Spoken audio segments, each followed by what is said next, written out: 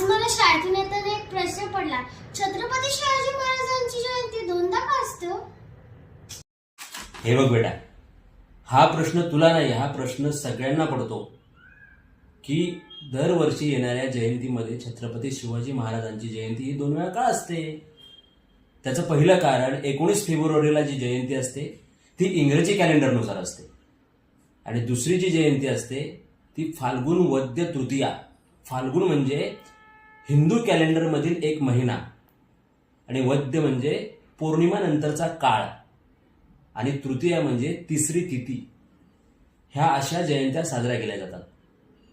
पण बाळा, महत्वाचं काय आहे की दरवर्षी जयंती दोनदा असणे हे फार महत्वाचं नाहीये, पण हे महत्वाचं आहे की आपण जयंतीला काय घेतोय, छत्रपती शिवाजी महाराजांचे विचार आपण कसे मनामध्ये रुजवतोय, सगळ्यांसमोर कसे मांडतोय, हे जास्त महत्वाचं आहे.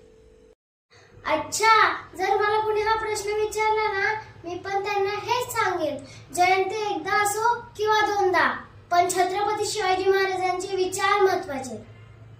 शाबास बेटा.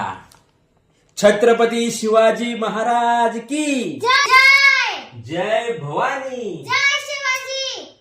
नमो